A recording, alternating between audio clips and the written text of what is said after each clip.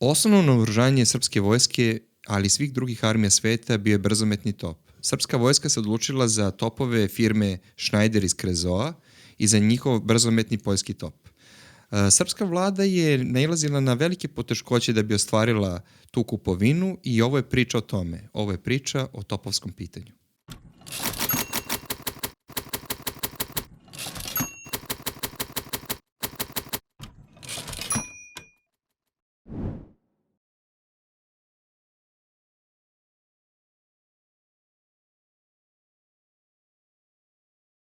Početkom 20. veka Srbija je bila u situaciji da treba da se opredeli za jedan od dva bloka velikih sila, za sile Atante ili za centralne sile. To se sve poklapalo sa unutrašnjim problemima u Srbiji, sa brojnim sukobima i potresima. Ono u čemu je srpska javnost bila saglasna jeste šta bi to trebalo da budu razvojni ciljevi Srbije. Na prvom mestu to je pitanje naoružanja, nabavka topova na prvom mestu. To je izgradnja železnice na koju se Srbija obavezala još od Berlinskog kongresa. I na kraju krajeva ono najvažnije jeste osamostaljivanje privredno i ekonomsko od Austro-Ugarske. Svi su pretpostavljali da u nekoj skorijoj budućnosti predstoji rat oko turskog nasleđa u Evropi i da se za taj rat treba pripremiti dobro. I jedan od glavnih načina da se to učini jeste upravo da se oslobodi te stege autoritarne Austro-Ugarske. Međutim, srpska javnost naravno nije bila saglasna i složna u tome kako da se do tih ciljeva dođe, koja sredstva da se primene.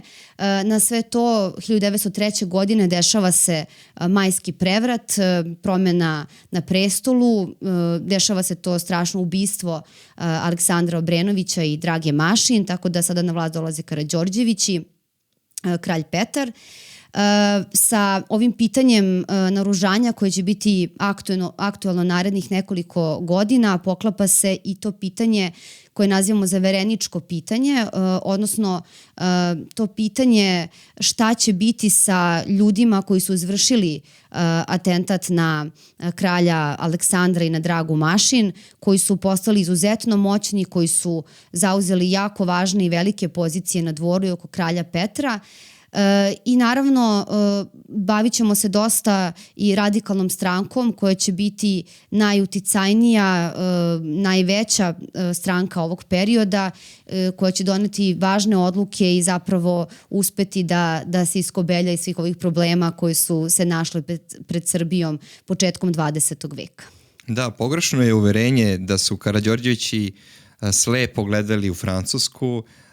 Kralj Petar je sam sa svojom dvorskom kamarilom radio zapravo na tome da se Srbija dodvori Austriji, da Srbija dobije od Austrije onu vrstu podrške koje su Obrenovići imali, naročito pod kraljem Milanom, znamo svi za onu čuvenu tajnu konvenciju, sada znamo svi, nekada nismo znali za nju. I stvarno je kralj Petar radio na tome da se kupe austro-ugarski poljski topovi marke Škoda. Da, nekada je Škoda proizvodila naoružanje i vojnu opremu, danas pametne automobile, ali je srpska vlada bila protiv toga. Sam Nikola Pašić, jer je shvatao pre svega da bi time Srbija postala zaista zavisna od svog potencijalnog neprijatelja u ratu, što ne bi bilo dobro, jer onda ne bi mogla da se nabavlja taj ratni materijal i da se snabdeva naoružanjem i vojnom opremom u slučaju rata sa Austro-Ugarskom. S druge strane, sami Škodini topovi nisu zadovoljavali kriterijume koje je tražila srpska vojska. To nisu bili najbolji topovi toga doba i čast da ponesu tu laskavu titulu najboljih topova toga doba pripala je svakako Kruppu nemačkom i Schneideru francuskom. I sad je dolazilo do toga koji top izabrati, da li nemački Krupp ili francuski Schneiderov top. Međutim, opet Nemačka je kao potencijalni saveznik Austro-Ugarske u ratu opet ispala iz igre i Nikola Pašić je vrlo dobro to shvatio da naoružanje i vojnu opremu treba kupovati od saveznika i onih protiv kojih nećeš ratovati. Zato je to interesantno i danas kada srpska država kupuje naoružanje i vojnu opremu od država sa kojima možda će biti u nekoj vrsti konflikta. To je vrlo jedno ovako interesantno pitanje koje je i dan danas aktualno. Da, zanimljivo kada si rekao da je Nikola Pašić smatrao da ne treba da se kupi naoružanje od nekoga ko će biti potencijalni neprijatelj. Zapravo ta ugroženost od strane Austro-Ugarske se neprestano osjećala i Nikola Pašić je izjavljivao upravo to da rat sa Austro-Ugarskom je vrlo izvestan, da on prestoji u nekom trenutku, da je to vrlo, vrlo izvesno, samo da je na Srbiji da taj rat proba što više da odloži, da ona za taj rat bude spremna i što je najvažnije da taj rat i kada do njega dođe, pošto on bio siguran da će do njega u nekom trenutku doći, da on nikako ne bude lokalni, da ne bude samo sukob između Austro-Ugarske i Srbije, nego ako već do njega dođe da on se proširi i na druge države, jer tu je jedino između ostalog ležao spas za Srbiju. Pa da, i trudio se da Živojina Bulugđića i Jašu Nenadovića, koji su bili pobornici te proaustrijske politike, diskredituje i udalji iz dvora i da primora kralja Petra da pristane na kupovinu francuskih topova. S druge strane, srpska država je uvek koburila sa novcem, pa i u tom trenutku trebalo je pre svega dobiti zajam za kupovinu naoružanja i vojne opreme, konkretno toga artiljerijskog oruđa, a Francuska je uslovljavala Srbiju da će joj dati zajam ukoliko kupi Šnajderove topove. Cijela stvar je bila u tome i zato i ne čudi što je sam Lazar Paču bio i tekako upleten u to pitanje i zašto je na kraju krajeva i on išao u Krezo i tamo dogovorio tu kupovinu. Ta kupovina je trebala da bude okosnica srpske artiljerije, ali nije bila celokupna njena moć. Srpska artiljerija imala je i topove starijeg tipa koje će koristiti na svojim granicama, ali koje neće koristiti u balkanskim ratovima, ali ovi brzometni topovi, poljski topovi i brdski topovi koje je kasnije isto kupila, su trebali da posluže kao udarna pesnica srpske artiljerije. Zašto su ove vrste topova interesantne srpskoj vojsci? Upravo zbog terena na kome se nalazi Srbija, to je brdsko-planinski predeo i to je mesto vrlo zgodno za vođenje manevarskih borbi, a sa druge strane to je bila u to vreme najmodernija tehnička oprema. Taj top čuveni je mogao da u toku 1 minuta ispali i 20 metaka ili granata na neprijatelja, što je zaista bilo veoma, veoma važno da naša poljska artiljerija može tako brzo da dejstvuje po neprijatelju. Da, ti si spomenuo taj kvalitet topova. Bilo je opšte poznato da su austrijski Škodini topovi bili loše kvaliteta, čak je firmi pretilo da ode u stečaj, tako da je bilo jako važno da dobije tu kupovinu odnosno narudžbinu iz Srbije. I Austrijanci su insistirali su na probi topova, iako im je Pašić od početka, od samog starta rekao da od te kupovine Škodinih topova nema ništa, da mogu da se dogovore da kupe neku municiju drugu, da kupe neke industrijske ovako proizvode, ali da same topove sigurno neće kupiti. Zbog toga je u ostalom u jednom trenutku i Pašićeva vlada pala. Upravo si ti spomenuo i stav kralja Petra koji je pokušavao da se dodvori Austro-Ugarskoj i nije bio siguran kakav stav da zauzme i zbog drugih problema koji su se preplitali sa svim ovim stvarima. Tako da su, Austrijanci vršili pritisak da se izvrše ipak te probe topova, znajući da njihovi topovi tu probu neće dobro proći, ali da Krupovi hoće, što u suštini ponovo, ti si to rekao, vraćamo se na isto, jer je to isto bio isti front, austrijski ili nemački. Krupov top je možda čak i bio bolji, ali je nama bio nezgodan zbog potencijalnog saveznika, to je neprijatelja. Tako je. Sa druge strane, Nemačkoj je takođe Srbija bila važna ka njenom prodoru ka Bliskom istoku, spajanje sa Bagdadskom železnicom, tako da i ona sama to imala interes, donekle se i ona sukobljavala sa Austro-Ugarskom na nekom drugom terenu, ali u samoj Srbiji je njihov interes bio uglavnom isti. Što se tiče francuskih topova, oni jesu bili dobri i spomenula se takođe zajam koji je bio neophodan da bi se ti topovi kupili.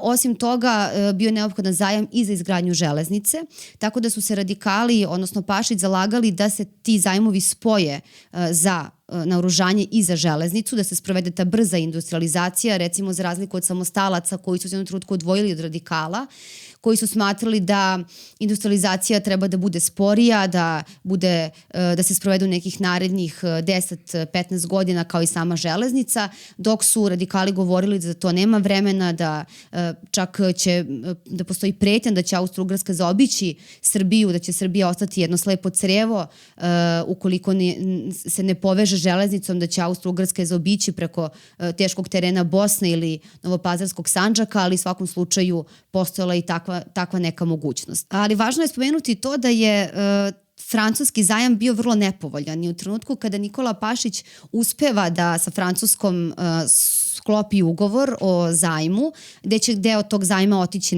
na izgradnju železnice, deo zajma će otići na kupovinu topova. Protiv toga su mnogi ustali, pre svega, kažem, samostalci. Inače, Radikalna stranka je bila do 1904. godine ujedinjena. Onda su se mlađi radikali, koji od tada zovemo samostalci, odvojili i uglavnom su kritikovali jedni druge kako su izdali osnovna načela. Radikalna stranka je u početku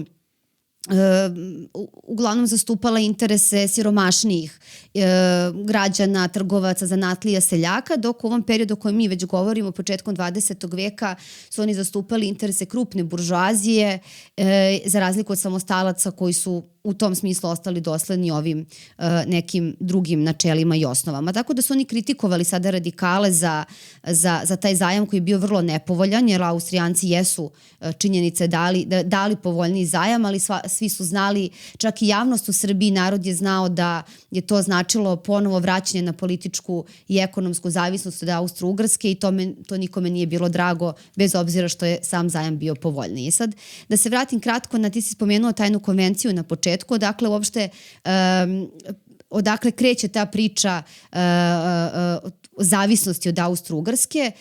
Mi imamo situaciju, dakle, Berlinski kongres na kome Srbija nema podršku svoje najvažnije saveznice Rusije. Rusija je u tom periodu više bila okrenuta svojim interesima u Bugarskoj, kako je to i sama izjavila u tim godinama, da prvo idu interesi ruski, što je potpuno normalno, da idu interesi bugarski, pa tek onda srpski.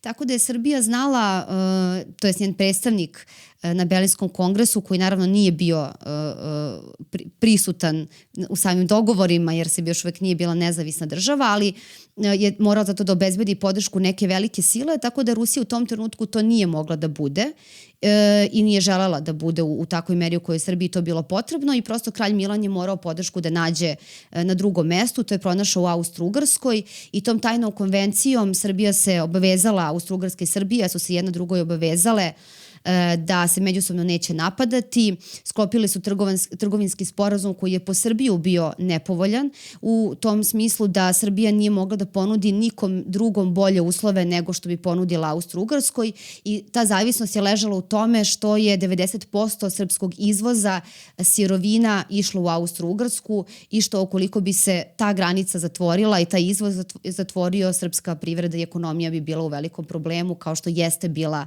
kada dolazi do carinskog rata, upravo zbog toga što je Srbija odbila da kupi topove u Austriji, između ostalog i zbog toga. Austrija je zatvorila svoje granice i to je bila velika kriza koje se kralj Petar jako plašio. Nikola Pašić je tu bio dosta hrabriji, čak govore da su se njega Austrijanci plašili, odnosno da su austrijski poslanici bili vrlo nevoljni kada su morali da idu na sastanak i na pregovore sa Nikolom Pašićem, da baš to tako izgleda da su ga se zapravo plašili. Pa da, Austrija je pretila Srbiji prilikom tog odabira srpske države za novo oruđe srpske vojske da će zabraniti uvoz svinja i svega ostalog na svojoj teritoriji, što je za Srbiju bilo praktično, smrtna presuda. Međutim, pokazalo se da je srpska država, tu je Pašić bio potpuno u pravu, mnogo vitalnija nego što su to većina ljudi u Srbiji, onih mislećih, mislili, tako da je stvarno Srbija iz tog carinskog rata izašla kao pobednica i to je dodatno razbesnilo Bečki dvor i što će na kraju krajeva voditi jednoj antisrpskoj politici uopšte, guranju Bugarske u rat protiv Srbije 1913. godine i na kraju krajeva traženja povoda za izbijanje sukoba sa Srbijom koji će dovesti do Prvog svetskog rata. Ali upravo je ovo topovsko pitanje bilo važno za sve događaje koje će tek uslediti.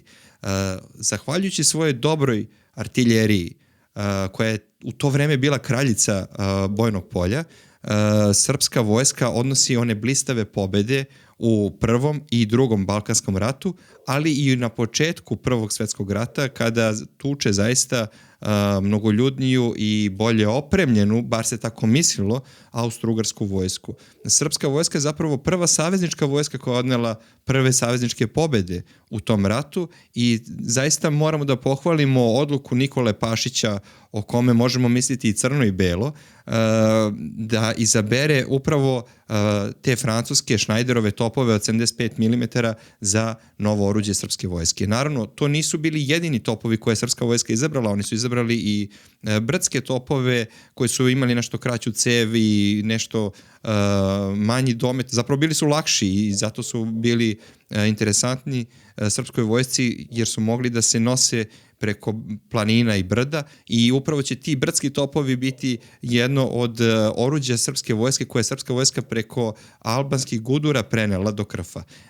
Većina artiljerije srpske vojske bila je uništena u Prosvetskom ratu na Kosovu da ne bi pala u ruke neprijatelju jer je poznato, a možda nekome i nije, da su vojske neprijateljske bile naoružane oruđem i opremom, a naoružanjem drugih vojski koje bi potukle na bojnom polju. Naravno, to je izazvalo veliki galimatijas među vojskom, kako se preoružati, kako nabaviti naoružanje, vojnu opremu, municiju. Nije bilo lako nabaviti naoružanje ni za ono što imaš, municiju za topove koje si već kupio, nego sad treba da nabavljaš municiju i za Škodine topove koje si uspeo da zarobiš i nešto Krupovih topova koje si uspeo da dobiješ kao ratni plen. Tako da zaista je to predstavljalo jednu noćnu moru u tom, ajde tako kažem, organizacionom smislu svake vojske, naročito ovde srpske vojske. Međutim, srpska vojska se zaista trudila da sve ono što može da iskoristi.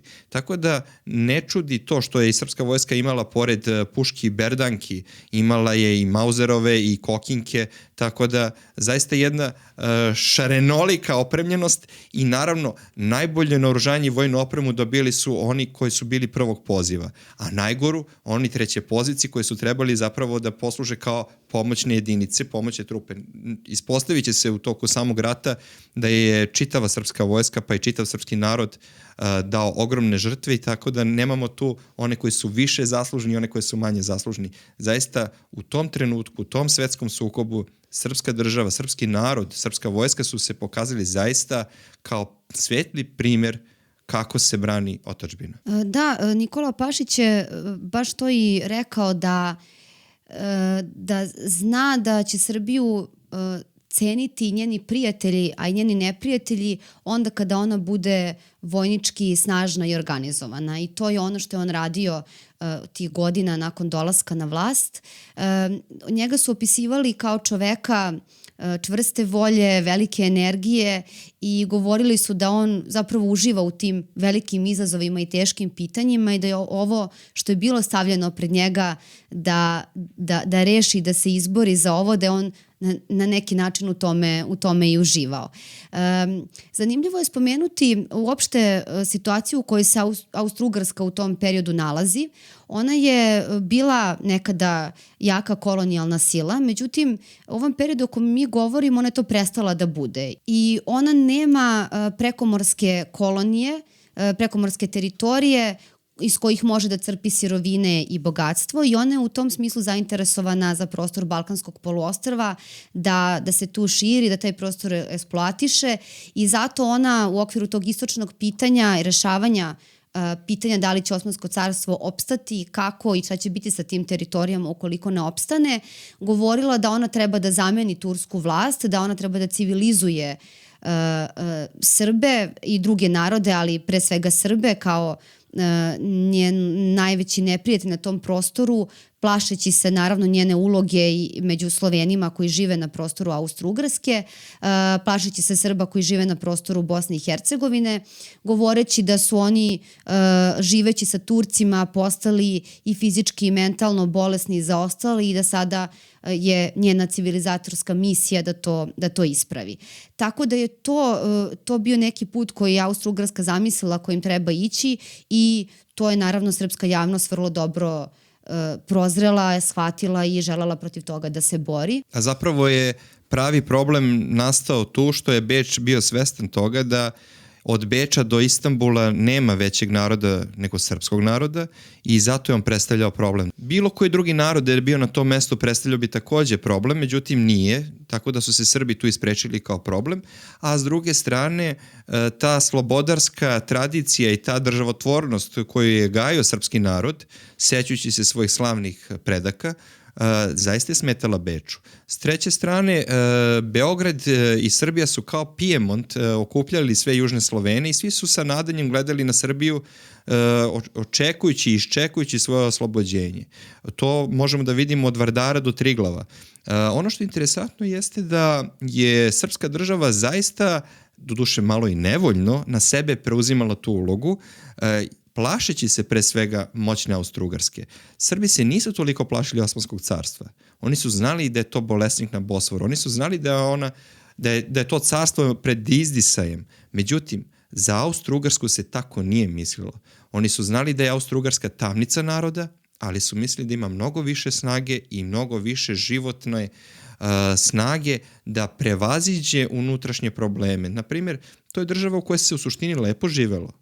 Država sa najboljom administracijom u svetu, država koja je zaista omogućavala svojim građanima da mogu da se i školuju i da postanu važni činioci toga društva. Međutim, ne svi građani.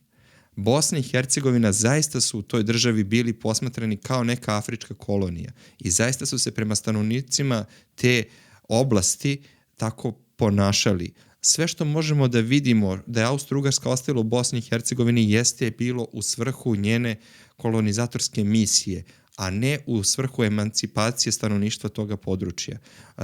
Pod Austrijancima su propatili kako Srbi, tako i muslimani, tako i Hrvati u Bosni i Hercegovini, tako da nije bilo dobitnika u toj situaciji. I upravo to je i pomoglo stvaranje mlade Bosne i drugih, hajde tako kažemo, revolucionarnih, da ne kažem, patriotskih udruženja koje su imala za cilj oslobođenje i borbu za prava starosedelačkog, da ne kažem domorodačkog stanovništva u odnosu na okupatora. Da, pošto smo dosta pričali o Austro-Ugarskoj, da spomenemo i druge države gde su i kakav je njihov stav u ovom periodu. Rekli smo da se Rusija povukla i da je onako iz prikrajka posmatrala prilike na Balkanskom poluostrvu posle Berlinskog kongresa.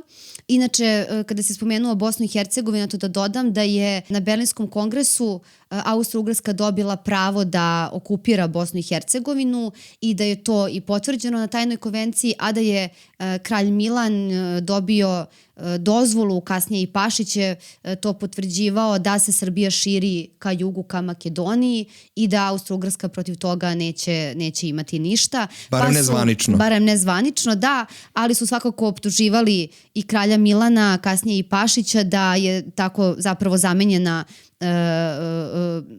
Bosna za Makedoniju, što naravno nije bilo, ona je već bila, Bosna je, kažem, bila već data Austro-Ugarskoj za vojni protektorat još na Berlinskom kongresu, pa će tek aneksija biti izvršena 1908. godine, to će biti još jedan veliki potres koji će zadesiti vladavinu kralja Petra. Tek što se završilo ovo topovsko pitanje, usledit će i carinski rat, usledit će ovo sledeće, a to će biti aneksija Bosne i Hercegovine.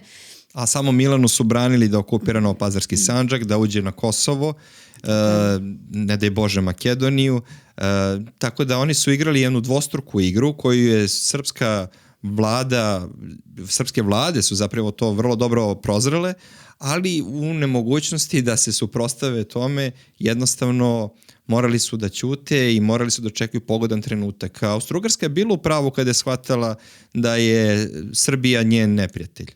Samo što je Srbija računala da će se sa njom sukobiti mnogo kasnije, kada dodatno jača i kada pronađe snage u sebi da se suprostavi jednom tako moćnom neprijatelju, jer prilikom izbijanja Prvog svjetskog rata Srbija ima 4,5 miliona duša sa sve novoosvojenim, tačnije novooslobođenim teritorijama. Austro-Ugarska ima 55 miliona duša i to je jedna zaista pre svega razvijena, industrijski razvijena država koja može da ima i velike ratne napore i da naoruža vojsku i tako dalje. Sve ono što Srbija nije mogla da uradi. Srpsko društvo je pre svega seljačko. Tu nema jake industrije i upravo zato mi tražimo od koga ćemo da kupimo naoružanje i vojnu opremu. Ono što jeste bio problem jeste ako u toku rata si kupio vojnu opremu koju ne možeš da dopremiš do svoje zemlje ili ako neko ne može to da ti isporuči. Mi taj problem imamo i dan danas, recimo, gubitkom Crne Gore, tačnijim izlaskom Crne Gore iz državne zajednice, Srbija nema izlaz na more, pa je samo dostavljanje naoružanja i vojne opreme danas vrlo teško. Da. Spomenuo si srpskog seljaka i interesantno je da kažemo za ovaj period da je to, on počinje 1903. godine, taj parlamentarizam i doba demokratije u Srbiji, iako će kralj Petar nekim svojim odlukama malo ugroziti taj parlamentarizam, recimo tada kada bude oborio Pašićevu vladu usled sporazuma sa Francuskom, bojeći se Austro-Ugarske, pa dovođenjem manjine samostalske na vlast. Znači učinit će neke stvari koje će malo podriti taj parlamentarizam, ali u suštini njegov dolazak na vlast je bio uslovljen time da prihvati Ustav iz 1888. koji je doneo kralj Milan, ali onda njegov sin Aleksandar taj Ustav jednim državnim udarom ukinuo. Taj Ustav je važan zato što je bio jedan od najliberalnijih ustava tog doba u Evropi. Ono što je bilo važno jeste da je važilo opšte pravo glasa, što je retko koja zemlja tada imala. Dakle, svi su mogli da glasaju i Skupština je bila puna srpskih seljaka, u smislu da su ti ljudi zaista dolazili sa svojih njiva obučeni kao seljaci i na Skupštini raspravljali upravo o tim pitanjima železnice, nabavke naoružanja, topova i svega ovog ostalog. I Nikola Pašić je bio taj koji se zalagao upravo za to, jaku Narodnu skupštinu, opšte pravo glasa, jaku skupštinu. Još uvek je to bilo sve u povoju, ali ono što si ti rekao, to je isto jedan od razloga zašto Austro-Ugarska koja funkcioniše po nekim drugačijim principima Srbiju vidi kao neprijatelja, kao jednu liberalnu, mnogo liberalniju državu nego što je bila ona sama i postoje razni putopisci koji su pisali o Srbiji toga doba kao jednoj zemlji seljaka koji imaju svoje parče zemlje, koji zbog toga imaju svoje dostojanstvo i koji na kraju krajeva svi mogu da glasaju. Tako da to je takođe jedan od razloga i načina na koji su se razlikovale Srbija i Austro-Ugarska. Ali nisu bili samo seljaci u Srbiji, imali smo i građansku klasu, da. Imali smo i školovane ljude. Jedan od takvih je bio i pukovnik Vladislav Deroko, koji je baš otišao u Krezo da preuzme te topove, zapravo da bude tu prilikom, ajde tako da kažemo, preuzimanja tih topova za srpsku vladu. Njemu se tamo i rodio njegov sin Jovan Deroko, koje je ime dobio po svom dedi, čuvenom našem profesoru na liceju koji je bio i kartograf i slikar, a Jovan Deroko će ostati upamćen kao najmlađi kapetan u srpskoj četničkoj vojsci, tačnije jugoslovenskoj vojsci u otadžbini, tačnije ostacima jugoslovenske vojske koje su preživjeli aprilski rat i u onoj čuvenoj pesmi Nad kraljevom živa vatra seva svoj život će izgubiti kao 29-godišnjak kod Ljubića, tačnije kod Čačka, ali je interesantno da je taj mladi kapetan rođen upravo u samom Krezou, jer mu je otac tamo službovao. Tu se naravno našla i njegova majka Natalija, koja je bila ćerka Vladana Đorđevića, čuvenog Vladana Đorđevića našeg. I eto, interesantno je nešto da je sam Jovan Deroko i rođen u Krezou, a kasnije postao artiljerac u jugoslovenskoj vojsci. Da, Vladan Đorđević je bio među političarima koji su bili protiv francuskog i zajma i naoružanja, bio je za austrijsko naoružanje. Ono što je Srbiji išlo u prilog jeste približavanje Rusije i Velike Britanije koje se desilo nakon 1905. godine. Donekle na to je uticao i rat između Rusije i Japana i ruski poraz. Tako da do tada su i Rusija i Velika Britanija posmatrale situaciju u Srbiji sa strane. Velika Britanija generalno je bila za opstanak Osmanskog carstva, za status quo u Evropi, da se ništa ne menja, da ona može da se bavi svojim prekomorskim teritorijama, tako da nije želela puno da troši tu svoje ni vreme ni novac, ali su prilike koje su vodile ka velikom ratu to zahtevale. Velika Britanija je 1903. godine još prekinula diplomatske odnose sa Srbijom, zato i kažem, na početku sam rekla da je ovo topovsko pitanje bilo isprepletano i sa tim zavereničkim pitanjem. Zaverenici na čelu sa Apisom su nakon ubistva Aleksandra i Drage Mašin bili zaista svuda na dvoru. Oni nisu bili sada samo glavni u vojsci, nego i u politici, i što je bilo donekle logično, bili su vrlo zainteresovani za ovo topovsko pitanje i nabavku oružja, što je, kažem, logično jer u pitanju vojska, ali sa druge strane vrlo dobro znamo i vidimo sad da je to pitanje naoružanja zapravo bilo političko pitanje i upravo to na koju stranu će politički i vojno Srbija da se opredeli preko nabavke tih topova, tako da su oni tekako imali stav, pošto su bili osuđeni od strane svih velikih sila za to ubistvo. Velika Britanija, kažem, je prekinula diplomatske odnose, tražila od kralja Petra za zaverenike kazni za to ubistvo.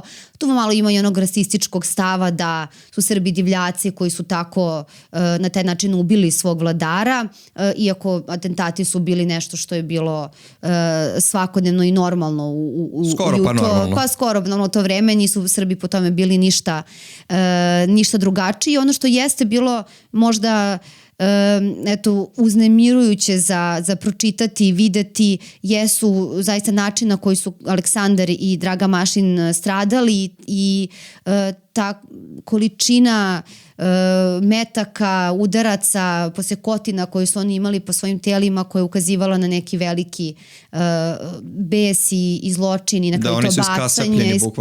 I to bacanje na kraju preko balkona, tako da su oni govorili da su Srbi divljački narod koji na takav način ubija svog kralja. Nikola Pašić je bio protiv tog ubistva, međutim političke prilike su ga navodile da mora sa zaverenicima da sarađuje, a opet zaverenici ostavljeni, odnosno osuđeni od svih, su pronašli svoj put ka Austro-Ugrskoj, odnosno Austro-Ugrska ka njima, da im pruži podršku, a da oni za uzvrat se zalažu za kupovinu ovih austrijskih topova. Čak su išli dotle da su oni se zalagali da se probe topova održe kako bi se javno dokazalo i videlo, mislim, ono što su svi već znali, da su ti topovi najlošiji, a onda da se oni izbore da se ti topovi kupe. I takođe interesantni su komentari da, pošto je pritisak Austro-Ugrske bio ogroman, pretnja ratom i pretnja time da se trgovinski ugovor koji je trajao 10 godina i sada je isticao i trebalo da se obnovi, da se on neće obnoviti.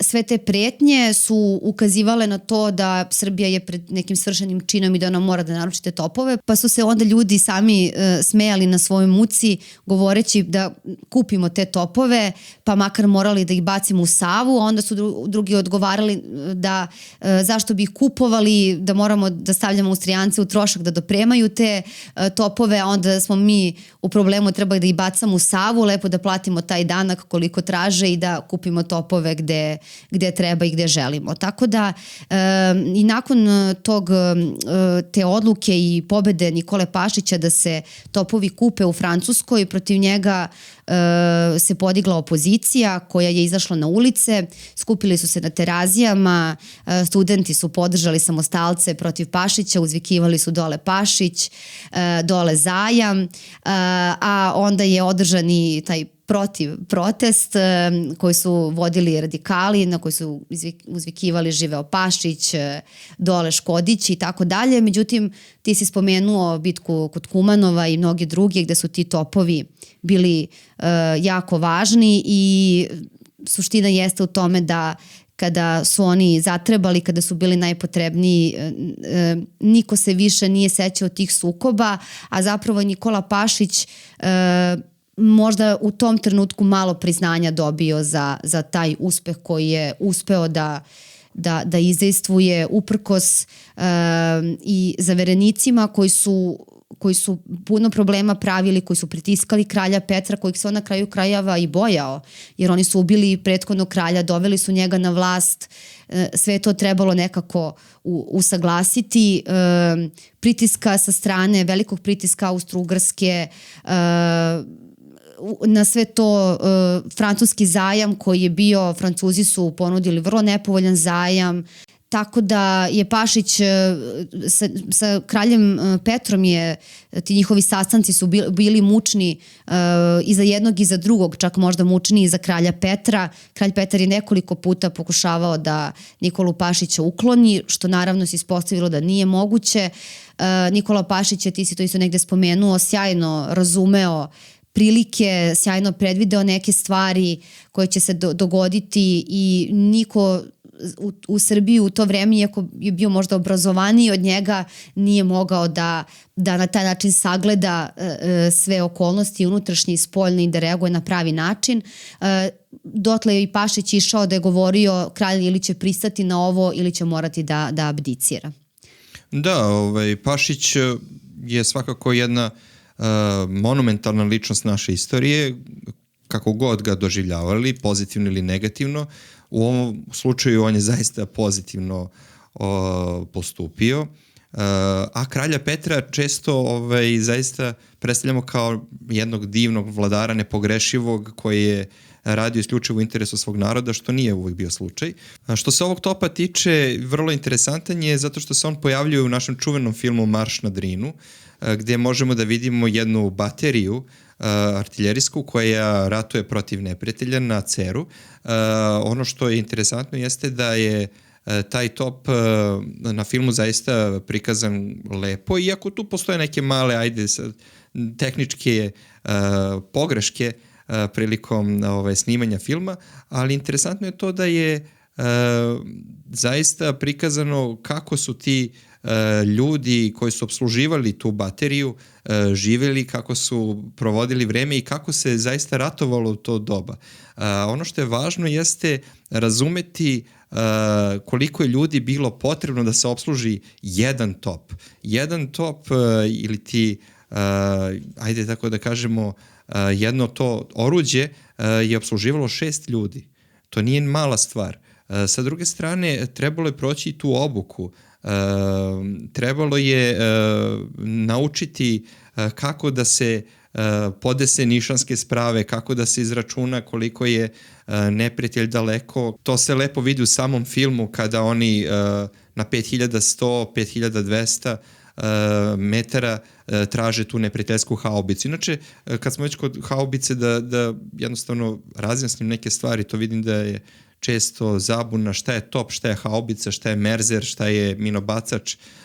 Top je svako ono oruđe koje ide tim donjim uglovima do 45 stepeni, a haubica, merzer i minobacač idu tim gornjim uglovima i ubacnom putanjom ubacuju projektil.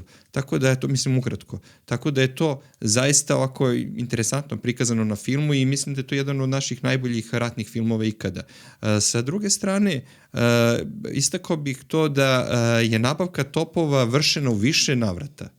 Samo prvi put je naručeno 47 baterija ili 188 oruđa i svako oruđe je naručeno sa po 3000 metaka ili ti municije po svakom oruđu, što bi ukupno iznosilo 141.000 topovskih metaka. Ono što je interesantno jeste da je to samo prva tranša i da je bilo više naručivanja i u toku samog rata, tako da čuvena je ona priča koju svi dobro znamo, da kada je Francuska poslala municiju srpskoj vojsci, 2 mm je bila veća ili ti viša čaura, pa su municija morala da se šalje na delaboraciju u Kragujevac, pa je morala da se iz čaure koja je smanjena za ta 2 mm vadi i punjenje.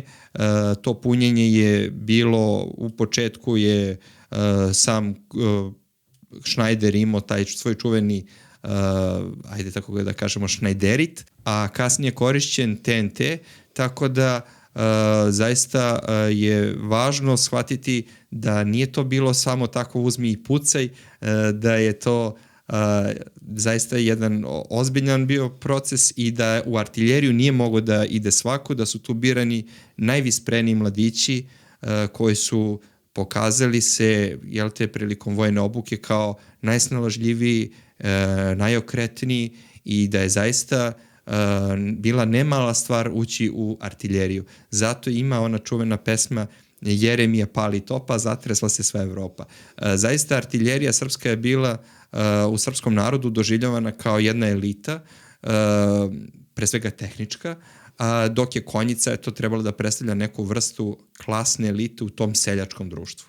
Jer nije mogo svaki domaćin da opremi konja za sebe, tako da su u konjicu išli oni najimućniji domaćini koji su mogli da državnog konja paze, dobro neguju i da im služi u samom ratu. Podvukla bih ja još jednom veliku preporuku za film Marš na Drinu. Koliko je pobjeda Srbije bila velika u tom pitanju naoružanja, u pitanju trgovinskog ugovora sa Austro-Ugarskom, odnosno njenog prekida i carinskog rata do koga je došlo. Da naglasimo, samo to nije rat u pravom smislu reči, vojni rat, to je bilo pokušaj ekonomskog iscrpljivanja i blokade Srbije. Srbija je uspela da, naravno za to je trebalo puno veštine, puno strpljenja, da se otvori za druge tržišta, da uspe da te sirovine koje je izvozila u Austro-Ugarsku, a pre svega meso, da preradi, da one mogu da stignu na neke udaljenije države, ne samo do Austro-Ugarske.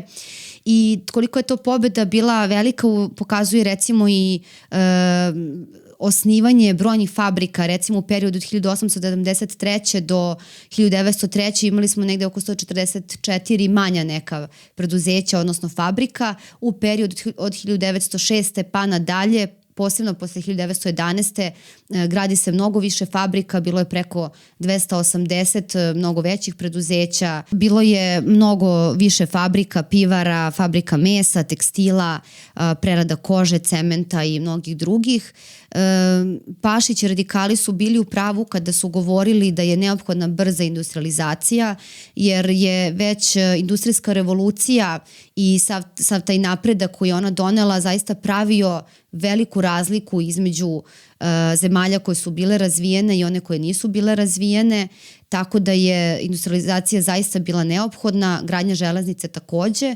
To su shvatili drugi balkanski narodi, Rumuni, Bugari. Bugarski car je izjavio da nisu toliko važne ni škole ni zakoni koliko je važno izgraditi železnicu, da čak ne treba da se plaše ni toga da im železnicu grade Austro-Ugari, da će oni na taj način preuzeti bugarsku trgovinu. Zapravo nije važno ko je gradi, nego samo da se ona što pre izgradi.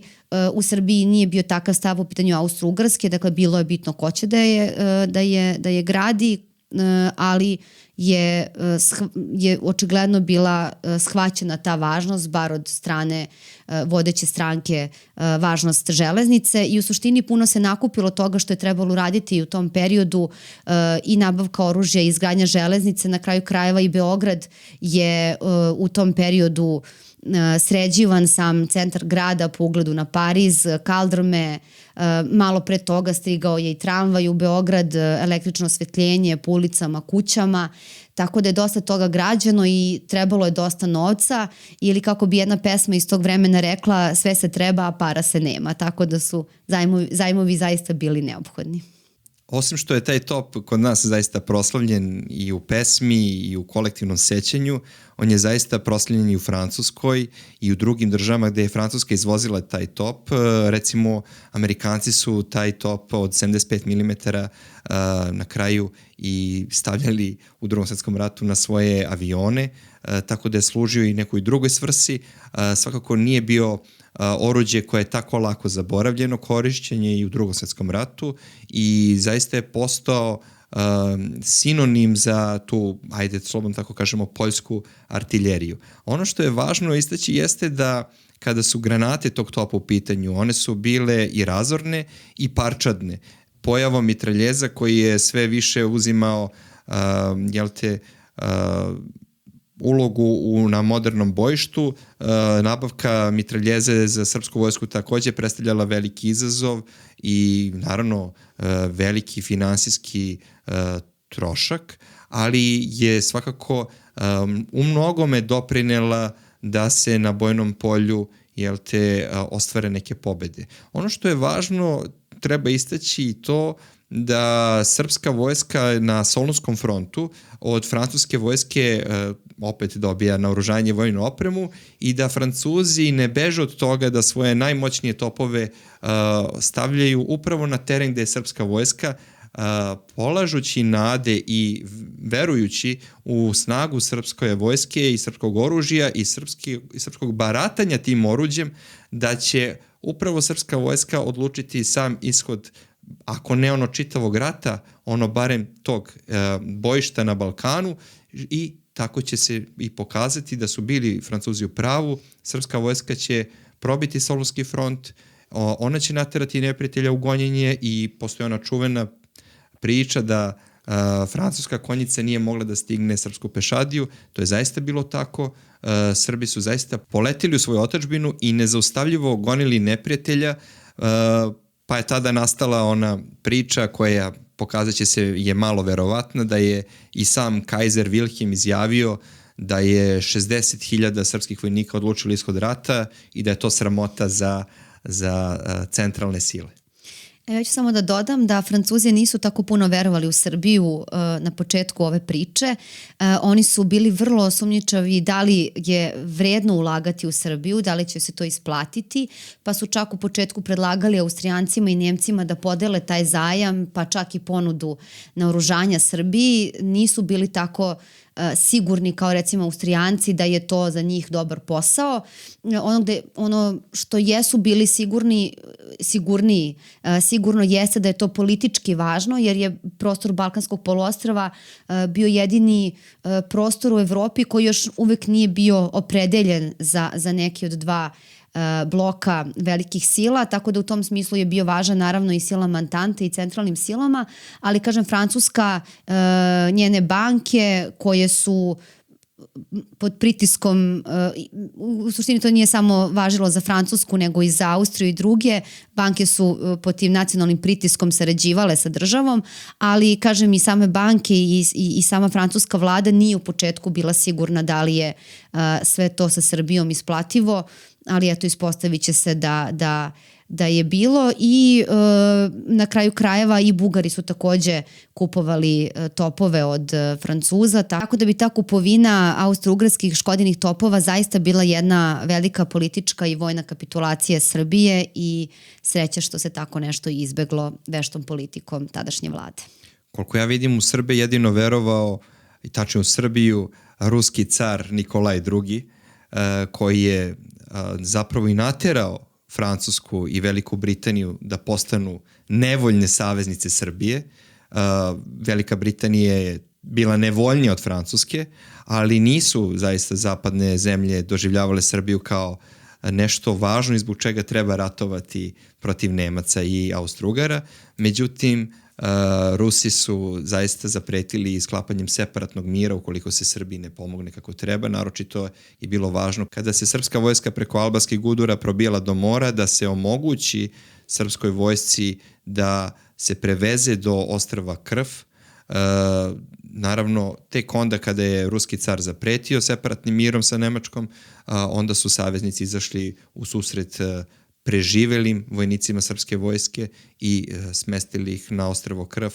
Naravno, znamo onu tužnu priču o Krfu i Vidu, ali znamo i jednu lepu priču da su srpski vojnici zaista ostavili na Krfu jedan neizbrisiv trag, da se i dan danas prepričava na Krfu kako nijedan srpski vojnik nije ukrao nijednu mandarinu, da su sve što su uzeli lepo i platili. Tu su se rodili mnoge ljubavi između srpskih vojnika i Grkinja sa tog ostrva, tako da je kasnije ta oporavljena, da ne kažemo vaskrsla srpska vojska se ponovo našla na Solunskom frontu i protiv svog starog neprijatelja i ostalo znamo da je u tom ratu ona bila, ako ne glavna, ono svakako rame uz rame sa svojim saveznicama i svojim ratnim drugovima koji su odneli pobedu u tom velikom ratu.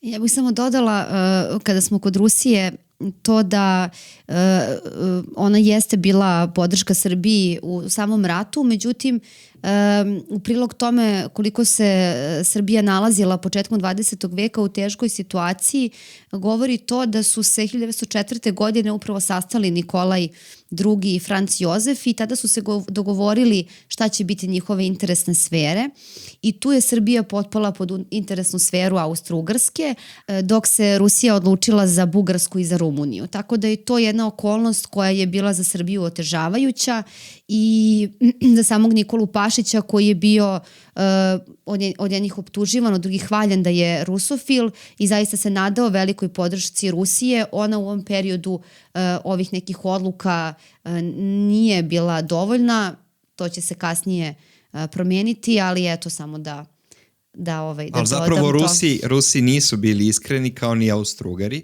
Kada su Austro-Ugari sklapali tajnu konvenciju sa Srbijom, nisu bili iskreni u potpunosti sa njom, tako da ni sada Rusi nisu bili iskreni sa Austro-Ugarima, oni su navodno prepustili Srbiju njoj, međutim to nije bilo tako u praksi i to vidimo najbolje po tome čim je Austro-Ugarska izvršila mobilizaciju, Rusija je odmah izvršila delimičnu mobilizaciju, što je zaista bilo i dovoljno, pošto zna se da je Rusija imala najveću kopnenu vojsku toga vremena, tako da odmah su onda i Nemci izvršili mobilizaciju i sve to vodilo ka velikom ratu. Rusija nije htjela da ostavi Srbiju na cedilu jer je znala da od Srbije neće ostati ništa ako bude prepuštena sama sebi, jer Srbija nije bila u stanju da se sama sukobi sa Austro-Ugarskom, koja ne bi imala neprijatelja na drugom frontu i koja bi onda celokupnu svoju snagu usmerila isključivo i samo na Srbiju. Upravo zbog ruske pomoći i naravno uskakanja u rat ruskih saveznika, u tom trenutku su to Velika Britanija i Francuska, došlo je naravno do svetskog rata, ali i do neophodne pomoći za spas Srbije u tom trenutku.